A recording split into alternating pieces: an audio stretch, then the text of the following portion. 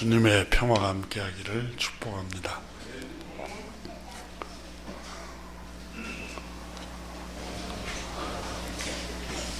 윌리엄 셰익스피어 작품 가운데 맥베스라는 작품을 여러분 소개한 적이 있는데, 이 작품에 나오는 이야기입니다. 이 스코틀랜드, 영국의 저 위쪽 스코틀랜드 장군이었던 막베스와 벤구호라는 두 친구가 반군과 싸워서 큰 승리를, 대승을 거두고 돌아옵니다. 굉장히 자신에 찬 뿌듯한 마음과 의기양양으로 돌아오는데, 자신들의 능력과 용맹과 지혜로 반군을 물리칠 수 있어서 굉장히 자부심을 느꼈습니다. 그리고 아마 스스로 대단하다고 이렇게 생각을 했던 것입니다. 윌리엄 셰익스피어가 말한 것처럼 이 작품에서 아마 그 승리에 도취돼서 마치 이성을 잃어버린 것 같은 감정에 이렇게 휩싸여 있었던 것입니다. 막베스는 이 승리로 인해서 스코틀랜드에서 어느 누구보다도 자신이 용맹하고 또 유능하고 지혜롭다고 생각을 했습니다. 바로 그때에 마녀가 찾아옵니다. 새 마녀가 찾아와서 이 승리하고 돌아온 막베스에게 자꾸 이렇게 마음이 들떠있는 마음을 더 부추기 시작합니다.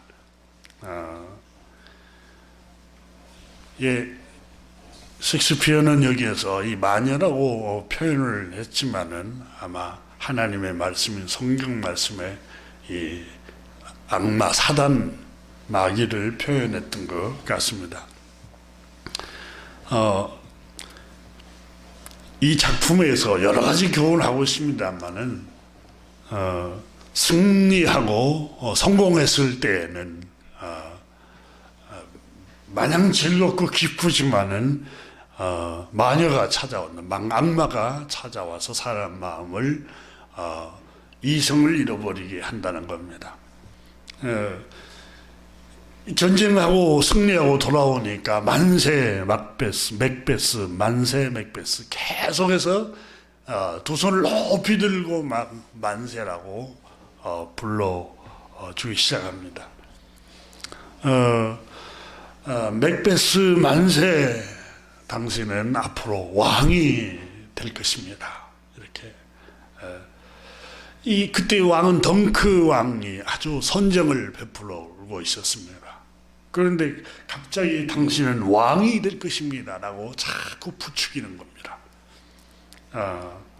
당신은 위대하고 용맹스럽고 누구보다도 지혜롭고 재능이 탁월한 분이라는 걸 이렇게 부추겼던 것 같습니다.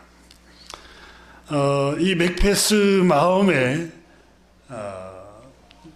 이 성공과 승리가 마음을 들뜨게 할 뿐만 아니라 이제 높아진 마음을 갖게 됩니다. 이 정도 용맹과 또 성공, 승리, 지혜, 여기 이 나라에 나보다 더 위대하고 지혜롭고 탁월한 사람이 누가 있겠는가, 이런 생각을 아마 했던 것 같습니다. 그래서 맥베스는 자기처럼 용맹하고 지혜로운 사람이 누구인가를 스스로 생각하면서 이 같이 함께 승리하고 돌아오는 벤쿠호라는 친구가, 이 새 마녀가 자꾸 맥베스 만세 만세, 당신은 왕이 될 것입니다 라고 하니까 한편으로는 깜짝 놀라니까 벤쿠호라는 친구가 여복의 친구, 뭘 그렇게 놀라는가 이렇게 묻습니다. 맥베스 친구 벤쿠어는 우리 다 같이 두 사람이 가서 반군을 물리치고 승리했는데 마녀에게 이 맥베스 미래는 말하는데 왜 나에 대한 미래는 말하지 않는 것이오? 라고 마녀에게 물었습니다. 이 마녀 너희는 도깨비냐? 아니면 지금 보이는 그대로의 모습이 환영이냐? 내 존경하는 친구에게 너희는 자기뿐만 아니라 미래 왕이라는 칭호를 주었다. 또 붙여주었는데 너희는 무슨 근거로 그런 말을 하느냐? 이렇게 묻습니다. 게다가 나에게는 아무런 말을 하지 않으니 나에 대해서도 좀 얘기 좀 해달라. 그렇게 말을 합니다. 그러면서 당신의 자손들 중에는 당신은 왕이 되지 못하지만 당신의 자손 중에는 왕이 될 것이요 라고 마녀가 얘기를 합니다. 이 맥베스는 자신과 이 마녀들이 이렇게 자꾸 부추기고 칭찬해 주는 것 때문에 또 전쟁에서 승리하고 돌아오는 그 승리에 도취되어서 자기가 가장 지혜롭고 또 위대하고 또 용맹스러운 장군일 뿐만 아니라 지도자라는 생각을 하고 들어옵니다. 그리고 자기 집에 가서 자기 아내에게 이 사실을 얘기하자 결국은 이 아내가 자꾸 그 말을 듣고 또 아내에게도 아마 이렇게 욕심이 이렇게 솟구친 거예요. 그래서 당장에 던큰 왕을 살해해버리고 당신이 그 자리를 차지하도록 해야 할 것이요 라고 하자 결국은 마침내 선정을 베풀었던 덩큰 왕을 살해해버리고 자신이 왕위에 오르게 됩니다. 그리고 함께 내가 왕위에 오를 것이라는 소리를 마녀들에게 들었던 친구 벤쿠오라는 사람도 자기 자신이 왕이 될 것이고 또 그 벤쿠오 자손들 중에서 왕이 될 것이라는 것 때문에 결국은 그 친구도 살해해서 죽여버립니다. 이 작품이 윌리엄 셰익스피어 비극 작품으로 맥베스라는 작품으로 유명하죠. 이 작품을 보면서 윌리엄 셰익스피어라는 작가가 인간이 망가져가는 모습, 망해가는 모습을 교훈을 하고 있습니다. 여러분 그 전쟁에서 승리한 것 때문에 그 승리에 도취되어서 이 맥베스는 망한 것입니다. 스스로 지혜롭다고 생각하고 용맹스럽다고 생각한 그것 때문에 망하는 거예요. 그리고 마녀들이 와서 자꾸 부추깁니다. 부추겨요. 여러분 우리가 성공을 하고 승승장구하면 우리 마음속에 자신감이 생기고 또 자긍심이 생기고 이때가 위험합니다. 성경은 그걸 우리에게 조심할 것을 교훈합니다. 선질로 생각하거든 넘어질까 조심하라 이렇게 말씀을 합니다. 일이 잘 되고 잘 풀려갈 때 여러분 특히 그리스도인들은 조심해야 됩니다. 높아진 마음, 자신감, 물론 자신감이 있는 것은 좋지만 교만한 마음, 높아진 마음, 그리고 자랑하려고 하는 마음, 이런 마음이 결국은 넘어지게 한다는 사실입니다. 오늘 유대인들 하나님께서 바울 선생이 이방인 여러분, 유대인들이 넘어진 이유가 무엇입니까? 그것은 바로 하나님께서 자기들을 택한 특별한 백성, 우리는 아브라함 때부터서 하나님이 선택받은 수백 년, 수천 년 동안 하나님의 택한 백성이야. 그리고 우리는 이교도들이 갖지 못하는, 이교도들에게는 하나님께서 말씀하시지 않았던 하나님의 율법의 말씀을 우리는 처음 받은 민족이야. 이렇게 스스로 어렵게 생각을 했습니다. 그리고 율법을 통해서 자신들은 어려워질 수 있다라고 생각했습니다. 하나님의 의를 구하지 않고 자신의 의를 구했습니다. 지금 바울 선생이 9장부터 계속해서 9장, 10장, 11장에서 이스라엘 백성들이, 나의 간절한 소원은 이스라엘 백성들이 구원에 이르기를 원하노라. 하지만 그들은 하나님께 열심은 있고 구원받기를 갈망했지만 결국은 그들은 구원을 받지 못했습니다. 왜 그렇습니까?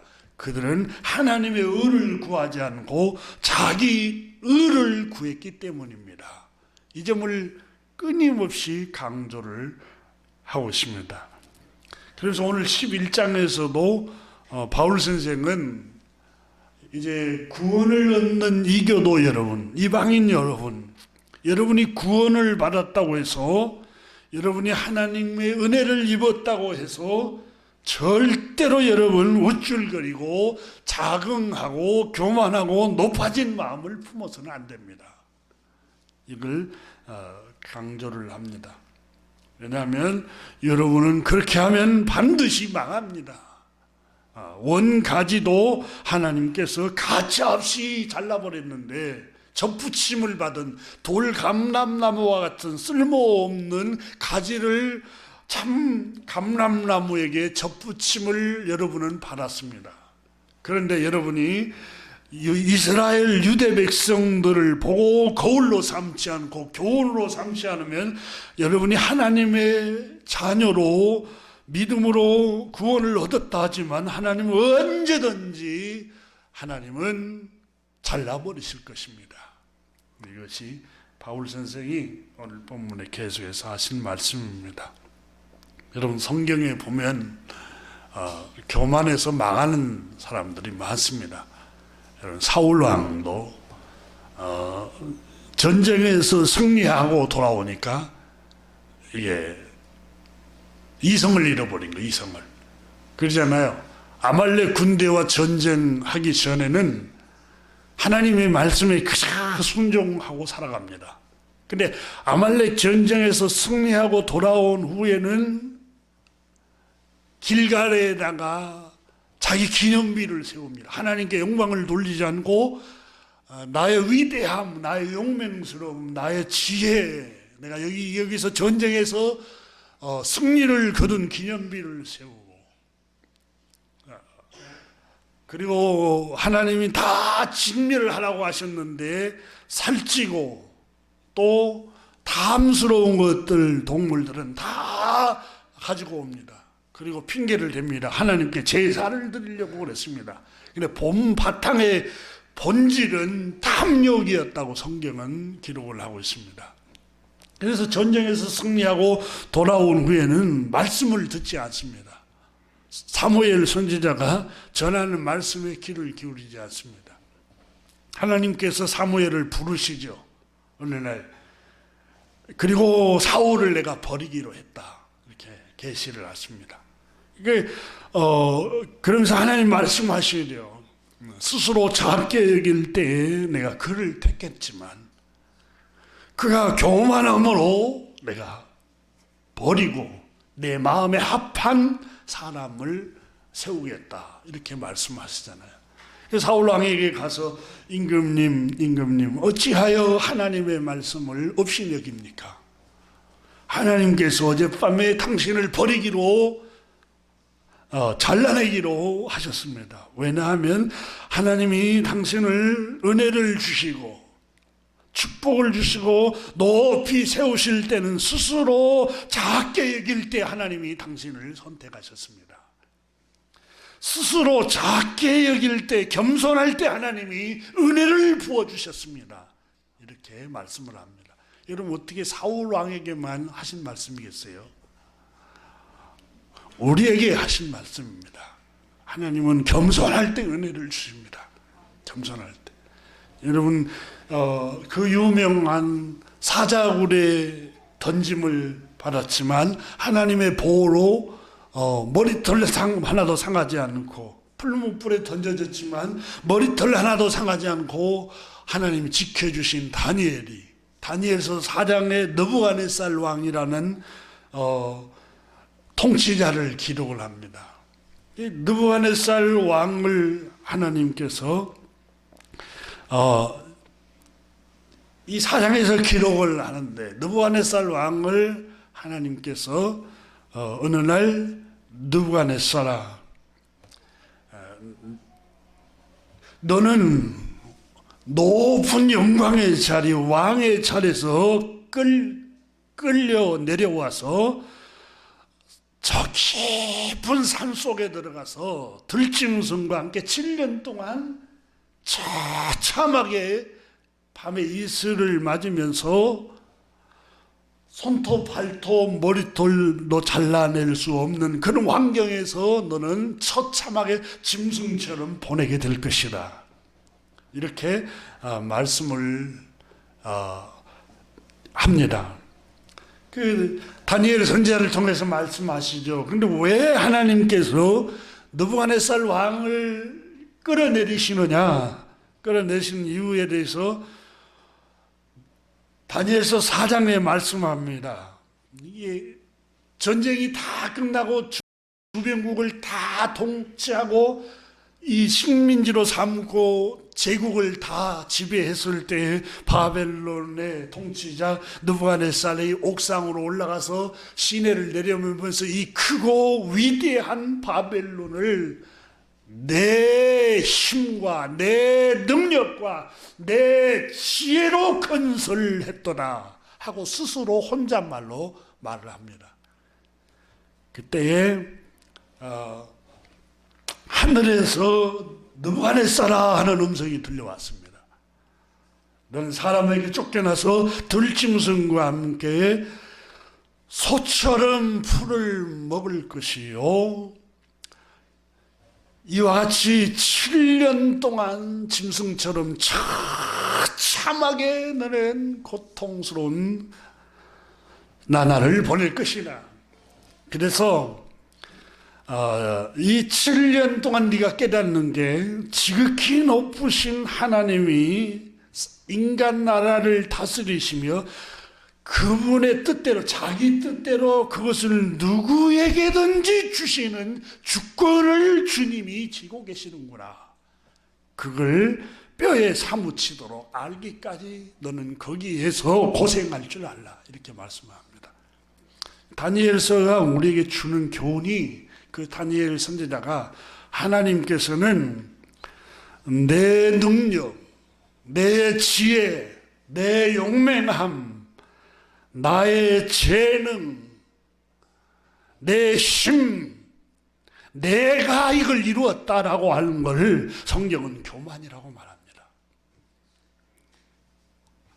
우리는 하나님의 도구들입니다. 선한 도구들.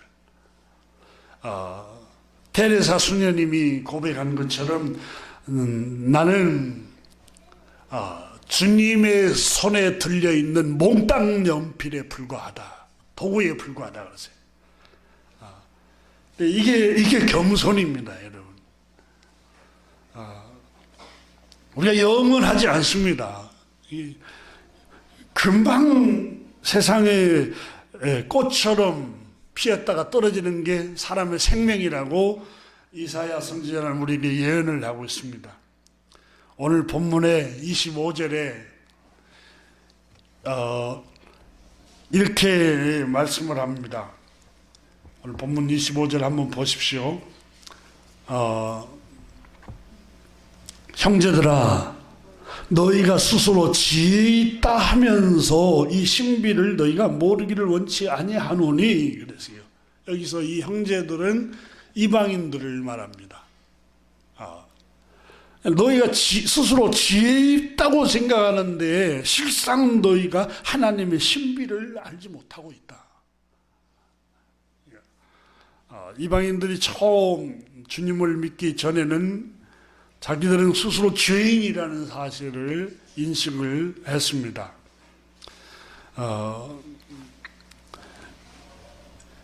바울 선생은 오늘 본문 25절에서 형제들아 너희가 스스로 지혜 있다고 하는데 실상은 지혜가 있는 게 아니다. 하나님의 신비를 모르기를 원치 아니한다. 그 말은 하나님의 신비한 뜻을 배워가라는 거예요. 신비는 예수 그리스도의 그 진리의 말씀을 배워가라는 거예요. 너희가 구원을 받고 예수님을 구주로 믿고 믿음으로 구원을 얻었고 이스라엘 백성들은 믿지 아니함으로 버림을 받고 잘려나갔지만 여러분은 믿음으로 구원을 얻었지만 여러분이 구원받은 백성이고 그리스도인이며 하나님의 자녀라고 하지만 여러분 스스로 자부심을 가진 것은 좋지만 스스로 지혜롭다고 생각하는데 그것은 절대로 위험한 일입니다.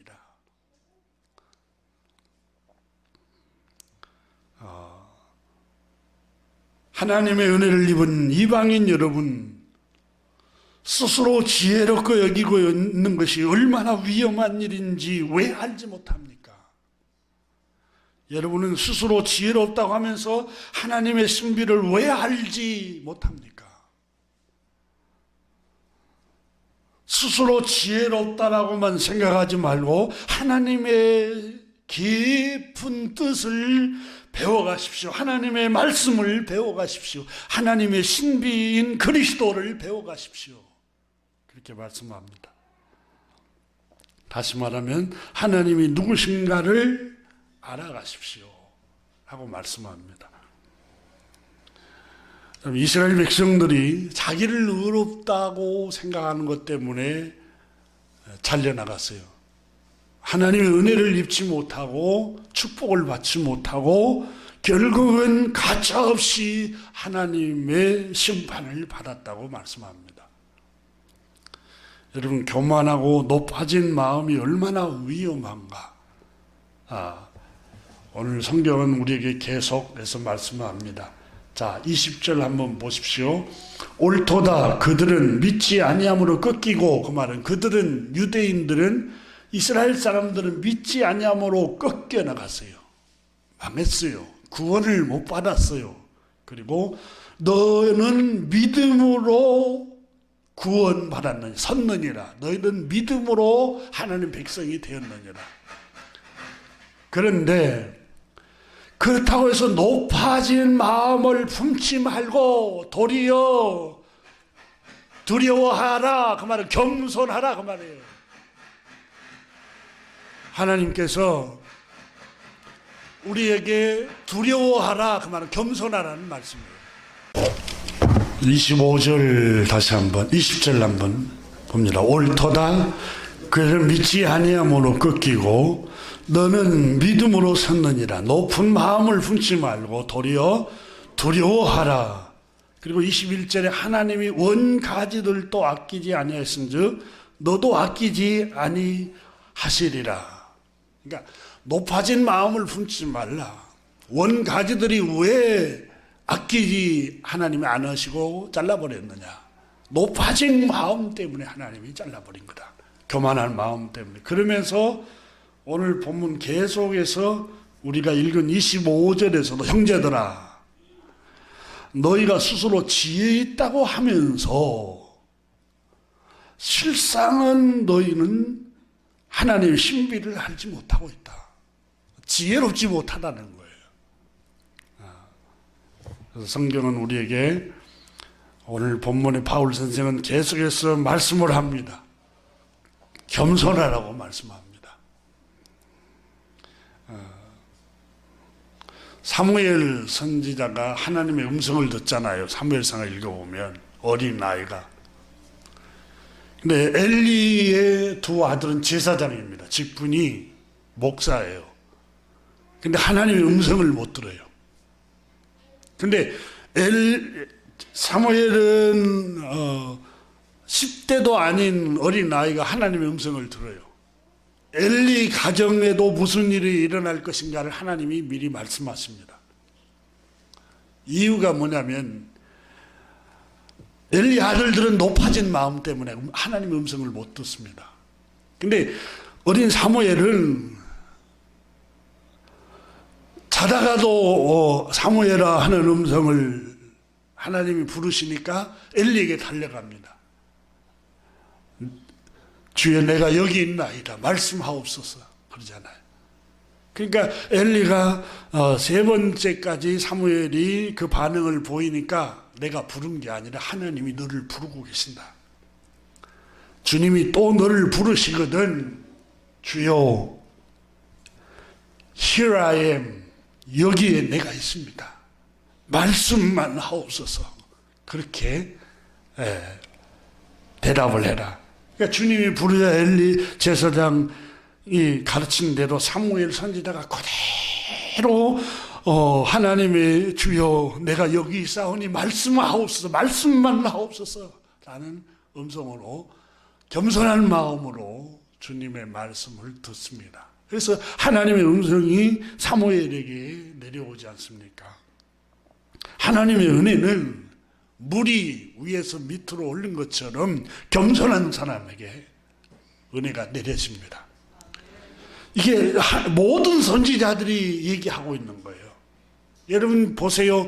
그 바벨탑 사건도 창세기 11장에 보면은 하늘의 꼭대기까지 높은 탑을 쌓아서 우리의 이름을 내자 그러잖아요. 그 창세기 11장에. 그러니까 하나님께서 모든 언어를 다 흩어버리잖아요. 흩어버려요. 혼란스럽게 해버려요. 그러니까 교만하면 하나님이 가정도 혼란스럽게 하고 내 개인적인 심령도 혼란스럽게 하고 나라도 혼란스럽게 하고 교만하면 하나님은 언제든지 가차없이 잘라버리고 혼란스럽게 하는 거예요. 이 성경은 우리에게 겸손할 것을 가르칩니다.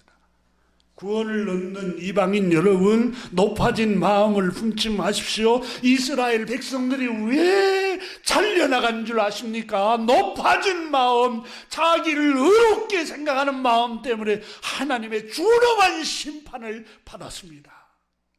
이렇게 말씀하고 있는 겁니다.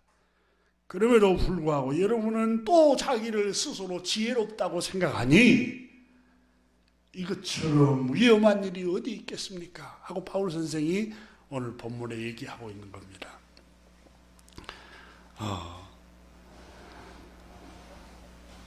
이 교만한 마음이 들면은 여러분 분별력을 잃어버립니다. 어린 아이들 일반적인 사람들이 다 분별이 가는데 본인만 분별이 잘 안 가는 거예요. 그게 바로 어두운 마음입니다. 어두운 마음. 그래서 이 마음, 자기 마음이 그런 마음이 어떤 상태인가를 진단하는 진단기가 뭐냐면 하나님의 말씀이에요. 하나님의 말씀으로 주야로 비춰봐야 돼요. 주야로 비춰봐야 돼요. 시편 1편에 행복한 사람은, 복 있는 사람은 주야로 여호와 율법을 통해서 자기 영혼을 비추는 사람이다. 묵상한다는 말은 여러분 생각하고 되새김질한다는 게 생각하는 게 그 말씀을 통해서 생각하면서 자기를 비추는 거예요. 주야로 비춰야 돼. 왜 비춰야 되는가 하면은 사람의 마음과 생각이 하루에도 수십 번, 수백 번, 수천 번의 어두움의 생각이 들었다 나왔다 합니다. 그래서 하나님의 말씀으로 내면을 비추지 않으면 금방 어두운 생각이 그 사람을 지배합니다. 그래서 평안을 빼앗고 영혼을 곤고하게 만들고 우울하게 하는 쓴뿌리 같은 습관들, 이것들이 자기를 덮습니다. 그래서 우리 마음이 어두워지지 않도록 늘 하나님의 말씀으로 비춰야 합니다. 잠언 16장 32절에 보면은 이 세상에서 가장 위대하고 성공한 사람, 그것은 가장 위대하고 성공하는 사람이 돈을 많이 버는 사람도 아니고 높은 진급을 해서 지위를 얻는 것도 아니고 부자가 되는 것도 아니고 명예를 얻는 것도 아니고 권력을 얻는 것도 아니다. 16장 32절에 보면은 자기 마음을 다스릴 줄 아는 사람, 자기 마음을 잘 경영할 줄 아는 사람, 자기 마음을 잘 다스려 갈 줄 아는 사람이 가장 위대한 사람이다. 노하기를 더디하는 자는 용사보다 낫고 자기 마음을 다스리는 자는 성을 빼앗는 자보다 나으니라. 어떤 나라를 정복하는 사람보다 더 용맹스럽고 위대한 사람이 누구냐? 자기 마음을 다스릴 줄 아는 사람이에요. 자기 분노를 다스릴 줄 아는 사람, 자기 욕망과 욕정을 다스릴 줄 아는 사람, 게으름을 다스릴 줄 알고 악한 습관을 다스릴 줄 알고, 그러니까 이런 마음을 다스리는 사람보다 자기 마음, 다른 사람을 비판하고 비방하고 다른 사람 들보만 들추는 게 아니라 다른 사람 말고 자기 마음을 들여다보면서 자기 마음의 정원을 잘 갖고 나가는 사람, 이게 최고 위대한 사람이라는 거예요.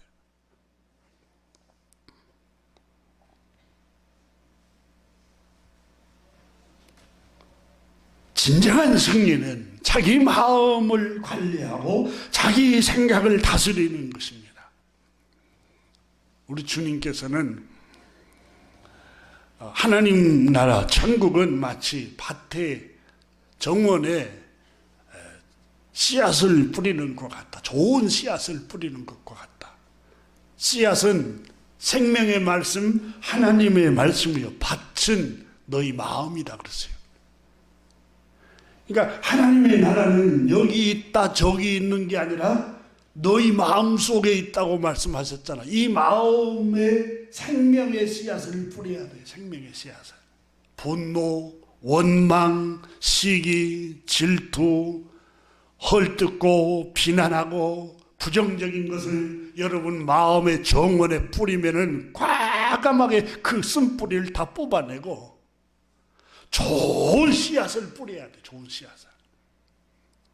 근데 그 맥베스에 나오는 그 작품, 이 마녀들이 자꾸 맥베스 마음속에 욕망의 씨앗을 너는 왕이 될 수 있다.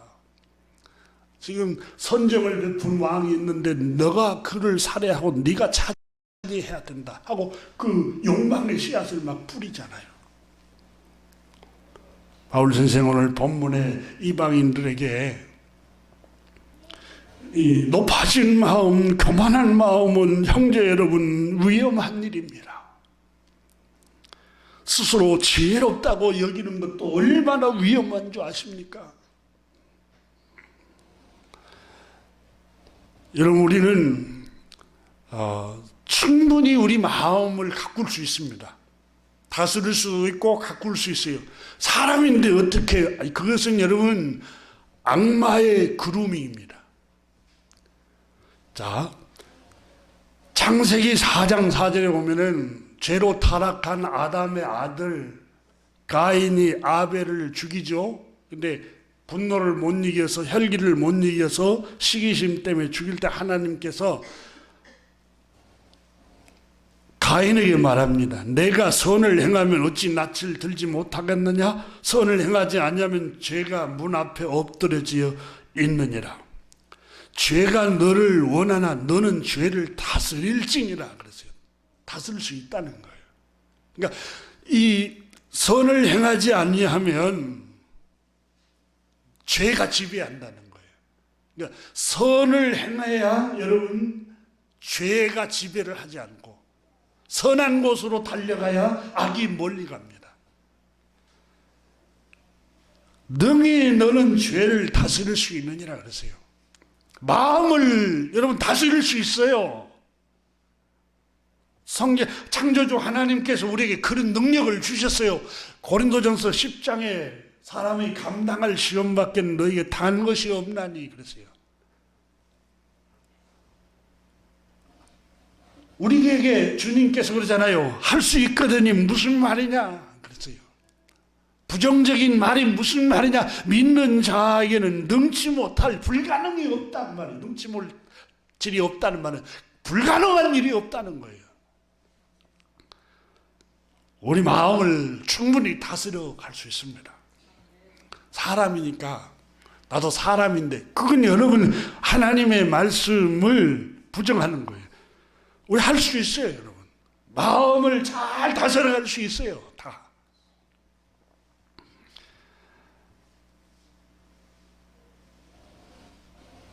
용기를 가지고 자신의 영혼에게 북돋는 말을 하십시오. 북돋는 말. 할 수 있다. 나는 다스려 가질 수 있어요, 여러분. 우리의 마음이 어두워지지 않도록 높아진 마음이 들지 않도록 하나님의 말씀을 통해서 끊임없이 배워가야 돼. 끊임없이.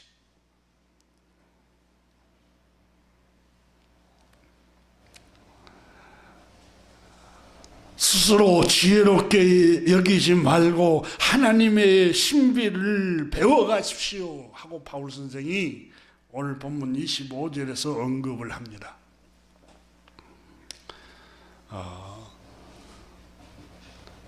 잠언 26장에 보면은 내가 스스로 지혜롭게 여기는 자를 보느냐 그보다 미련한 자에게 오히려 희망이 있느니라. 스스로 지혜롭다고 생각하는 사람이 가장 미련하다는 거예요. 성경에. 여러분 스스로 내가 재능이 있다, 내가 지혜가 있고 내가 좀 뭔지 좀 할 줄 안다라는 생각이 우쭐한 생각이 들 때 그게 교만이라는 생각이 들고 어두움의 생각이 들어오는 거예요. 그래서 잠언 26장 16절에 보면은 이 미련한 사람을 말하기를 게으른 자는 사리에 맞게 대답하는 사람 일곱보다 자기를 지혜롭게 여긴다. 사리에 맞는 이치에 맞는 말을 하는 사람보다 자기를 더 지혜롭게 여긴다는 말은 다른 사람 말을 안 듣는 거예요. 안 들어. 들을 생각이 없어요. 전혀 들으려고 하지 않아요. 마음이 딴 데 있고 교만한 거예요. 하나님의 말씀을 들을 생각이 없는 건 교만한 생각이에요. 교만하면 하나님의 은혜를 거둬가 버려요. 성경에. 하나님은 교만한 자를 물리치고 겸손한 자에게 은혜를 주신다고 그러잖아요.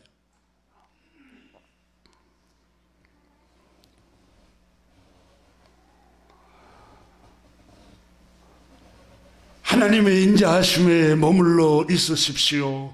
하나님은 준엄하시기도 하십니다. 인자하시기도 하시지만 준엄하시기도 하십니다. 여러분이 겸손할 때 하나님은 인자를 베푸실 것이며 겸손하면 하나님은 준엄한 심판, 교만하면 하나님은 준엄한 심판을 내리고야 말 것입니다. 여러분이 믿음으로 구원을 얻었다고 해서 자긍하고 스스로 지혜롭게 여긴다면은 여러분은 큰 오산입니다.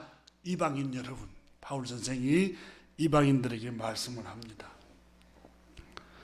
실제로 히브리서 2장 1절 이하에도 그러므로 우리는 들은 것에 더욱 유념함으로 우리가 헐러 떠내려가지 않도록 함이 마땅하니라.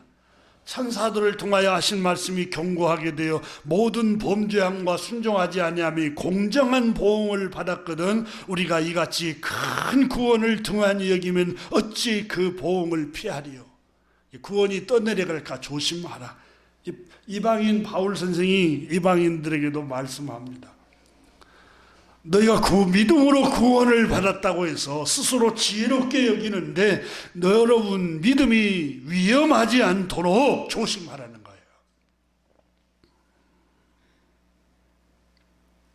하나님의 거저 주신 은혜로 구원을 받은 이방인 여러분, 바울 선생이 말합니다. 우리는 하나님 앞에 설 수 없는 자격 없는 사람들이었습니다. 전에는 우리가 하나님을 섬기는 대신 이 세상 신을 섬겼습니다. 에베소서에 바울 선생이 이방인이었던 에베소 교회 성도들이 주님을 믿고 그리스도인이 되었던 그 사람들에게 편지를 하면서 말을 합니다. 우리는 죄와 욕정과 욕심을 따라 마음이 원하는 대로 방탕하며 전에 살았던 사람들입니다. 하나님의 아들 예수 그리스도를 구주로 믿음으로 우리는 값없이 의롭다 하심을 받았습니다. 죄인임에도 불구하고 하나님의 거저 주시는 은혜로 인하여 그리스도의 십자가의 속량으로 말미암아 우리는 값없이 죄 사함을 믿음으로 받았습니다. 우리는 본래 죄와 허물로 죽어 있었던 사람들입니다. 전에 우리는 그리스도 밖에 있었습니다. 전에 우리는 우상을 섬기는 사람들이었습니다. 전에는 죄가 주인이었고 죄가 우리를 끌고 다녔습니다. 죄와 악함과 욕망이 우리의 마음과 생각이 끌려다녔고 육체 욕심과 육체의 노예가 되며 그리스도 밖에 있을 때 살아갔던 사람들입니다. 그와 같이 하나님의 진노를 받아 마땅할 죄인들임에도 불구하고 자비하신 하나님께서 우리에게 형벌을 내린 대신 죄 없으신 하나님의 아들 우리 구주 예수 그리스도를 구주로 보내셔서 우리의 죄를 대신해서 십자가에 피 흘려 죽임당하게 하심으로 우리 죄를 속량해 주셨습니다. 그리고 우리를 의롭다 죄 용서해 주셨습니다. 본질상 우리는 하나님의 진노받아야 할 죄인들이었습니다. 그럼에도 불구하고 긍휼이 풍성하신 하나님께서 우리를 값없이 죄를 용서해 주셨습니다. 하나님의 아들 예수 그리스도를 믿는 그 믿음을 보시고 아무 공로 없는 우리에게 죄인임에도 불구하고 의롭다고 칭해 주셨습니다. 우리는 심판받아야 할 하나님의 진노받아야 할 죄인들이었습니다. 그러나 하나님께서 은혜로 구주 예수 그리스도를 보내주셔서 값없이 우리를 구원해 주셨습니다. 우리는 우리의 의로 하나님 백성이 된 게 아닙니다. 우리의 공로로 하나님 백성이 된 게 아닙니다. 우리가 선택해서 하나님의 백성이 된 게 아니로 주님이 우리를 선택해서 우리를 하나님 백성 삼았습니다. 우리는 은혜를 입은 사람들입니다. 다시 말하면 복음의 빛을 지은 사람입니다. 빛쟁이들입니다. 하나님의 사랑의 빛을 진 사람들입니다. 어떻게 사랑의 빛을 지고 복음의 빛을 진 사람들이 우쭐한 마음을 가진다는 것입니까? 바울 선생이 그 얘기를 하고 있습니다. 값없이 은혜로 구원을 받았으니 우리는 더욱 겸손해야 될 거 아닙니까? 이방인 여러분, 그리스도를 구주로 영접해서 값없이 하나님의 자녀가 된 이방인 여러분, 우리는 교만해야 할 이유가 아무 이유가 없습니다. 그 얘기를 하고 있습니다. 그런데 여러분이 이스라엘 백성들은 잘려나가고 수천 년 동안 하나님의 백성으로 군림하고 하나님의 백성으로 지위를 누렸던 이스라엘 백성들은 가차없이 잘려나가고, 그 대신 우리가 하나님의 백성이 되었고 하나님 자녀가 되었다는 것 때문에 여러분 지혜롭게 생각해서 되겠습니까? 높아진 마음을 품으면 되겠습니까? 원가지도 잘라버렸는데 하나님이 여러분을 가차없이 교만한 마음, 높아진 마음 품으면 잘라버리지 않겠습니까? 왜 하나님을 두려워하는 마음을 품지 않습니까? 스스로 지혜롭다고 생각하지 말고 하나님의 신비를 배워가십시오. 오늘 본문 25절에 말씀하고 있습니다.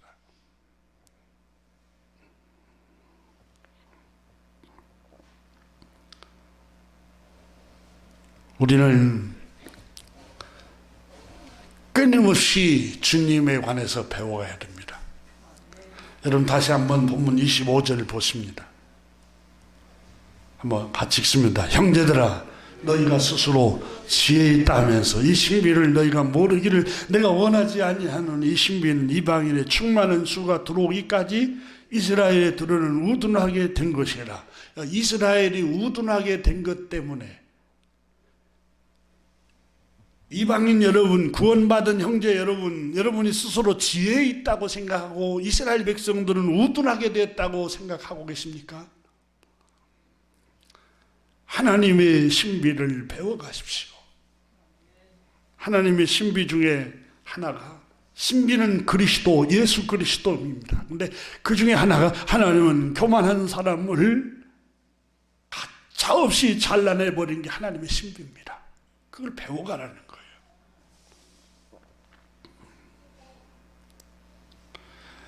여러분이 지혜 있다고 말하고 있지만 실상은 하나님의 신비를 깨닫지 못하고 있습니다. 바울 선생이 그렇게 말하고 있습니다. 하나님의 깊은 섭리를 생각해 보십시오.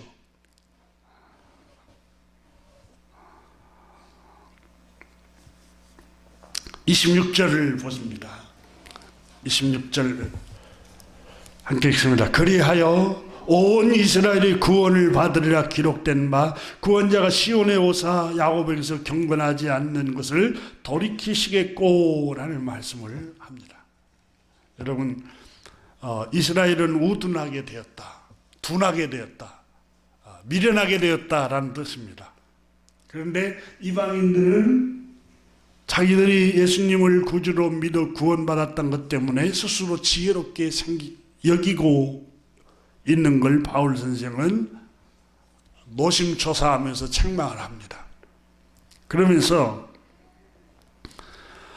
여러분이 구원을 얻고 하나님 백성이라는 것 때문에 이스라엘 구원받지 못하고 잘려나간 이스라엘 백성들을 업신 여기거나 또 미련하다고 둔하다고 정죄하는 것은 안 됩니다. 왜 그렇습니까? 바울 선생은 26절에서 이렇게 말합니다. 자, 복음으로 하면, 복음의 견지에서 보면은 그들이 너희로 말미암아 원수된 자요. 이 말씀은 그들이라는 이스라엘 사람들, 구원받지 그리스도를 믿지 않은 이스라엘 사람들이 너희 이방인들을 하나님께서 구원받게 하시는 원인이 되었다는 겁니다. 너희로 말미암아, 그들이 너희로 말미암아 원수된 자, 하나님과의 원수됐단 말은 하나님께 버림을 받았다는 거예요. 하나님께 구원을 얻지 못했다는 거예요.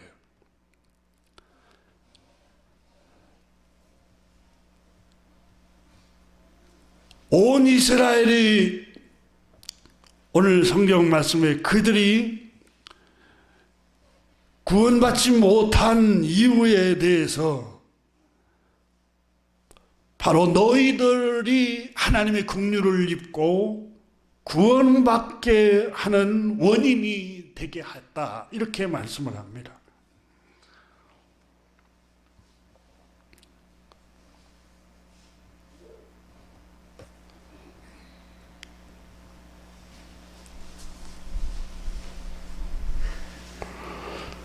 바울 선생은 오늘 본문에서 너무너무 귀한 말씀을 우리에게 설명하고 있습니다. 이스라엘 백성들이 이 신비는 이방인이 충만한 수가 들어오기까지 이스라엘들은 우둔하게 된 것이라. 그리하여 온 이스라엘이 구원을 받으라 기록된 바 구원자가 시온에서 오사 야곱에서 경건하지 않는 것을 돌이키시겠고 라고 27절에서는 선지자서의 말씀을 인용을 합니다. 내가 그들의 죄를 없이 할 때 그들에게 이루어질 내 언약이 이것이라 함과 같으니라. 28절에 복음으로 하면 그들이 너희로 말미암아 원수된 자요 택하심으로 하면 조상들로 말미암아 사랑을 입은 자라. 자, 복음의 견지에서 보면은 유대인들이, 이스라엘 사람들이 이방인 여러분을 구원받는 하나님의 은혜를 입게 하기 위해서 원수가 되고 말았습니다, 이 얘기입니다. 그리고 여러분은, 이스라엘 백성들은 택하심으로 말하면 조상들로 말미암아, 그러니까 이스라엘 백성들을 말합니다. 택한 백성부터서는 이스라엘 백성들은 그 조상들 아브라함이 선택을 받은 그 하나님의 택하심으로 말미암아 지금까지 사랑을 입었습니다.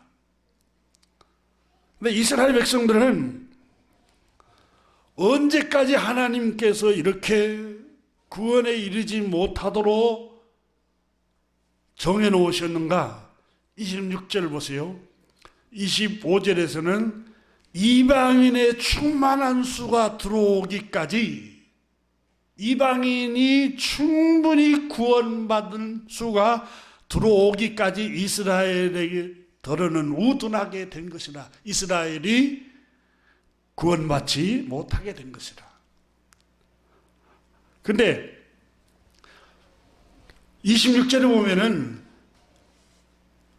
그리하여 온 이스라엘이 구원을 받으리라. 이 말은 이방인들이 다 구원받고 하나님 백성으로 구원받는 걸 보고 이스라엘 백성들이 보고 주님께로 돌아오게 될 것입니다, 그 얘기입니다. 주님께로 돌아와서 결국은 하나님께서 야곱에게서 경건치 않는 것을 돌이키시겠고 라고 말씀합니다.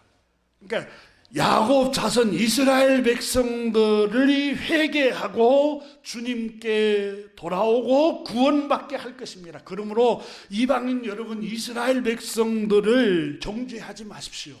믿지 아니한 것 때문에 그들을 정죄하고 하나님 백성이 아니라고 여러분 우쭐한 마음을 갖지 마십시오. 언젠가는 그들도 여러분 믿음 생활하는 걸 보고 주님께로 돌아오는 수많은 충만한 수가 돌아오는 걸 보고 이스라엘 백성들도 마침내는 주님께로 돌아와서 구원에 이르게 될 것입니다. 이렇게 바울 선생이 오늘 본문에 우리에게 말씀을 하고 있습니다. 그래서 26절 한번 보십시오. 그리하여 온 이스라엘이 구원을 받으리라 기록된 바 구원자가 시온에서 오사 야곱에게서 경건치 않는 것을 돌이키겠고. 자, 구원자가 시온에서 온다. 그러니까 이단이 이 시온, 자기들이 시온이라고 이렇게 주장하고 아주 거짓된 가르침을 한 이단도 있습니다. 그런데 이 시온은 여러분 시온산을 가리킵니다. 시온산을 여러분 사전에 보면 헐몬산, 저 갈릴리 위쪽에 2800m 되는 높은 산입니다. 그게 헐몬산이라고도 하고 시온산이라고도 합니다. 거기에서 여러분 빙하가 녹아서 물이 흘러서 내려오는 게 그게 갈릴리 앞바다로 바다가 되는 거예요. 그게 계속 요단강 쪽 그 위쪽에서 내려서 갈릴리로. 근데 거기 그 헐몬산, 시온산, 그 시온산 그 남부 지역부터 밑에 유다까지 이스라엘 백성들이 살고 있는 땅이에요. 그러니까 그 26절에서 보면은 시온에서 구원자가 나실 것이다 그 말이에요. 구원자가 누구예요? 하나님의 아들 예수 그리스도가 선지자의 기록에 의하면 거기 기록된 바 26절에 그랬잖아요. 그게 선지자 이사야서에 기록된 바 구원자가 시온에서 온다 그 말은 시온산에서 온다는 게 아니라 시온산 지역에서 남유다까지 그 땅에서 살고 있는 이스라엘 백성 자손들 가운데에서 메시아가 올 것이다 그 예언이에요. 그러니까 어디 시온산에서 온다는 게 아니에요. 그 시온산 그 남부 그 지역 산에서 밑에 유다 땅에서 살고 있는 그 지역 땅에서 살고 있는 이 야곱의 자손 이스라엘 자손에게서 이 구주가 나오셔서 그가 야곱 모든 백성들을 죄를 없앨 것이다 하고 27절에서 말씀하고 있습니다.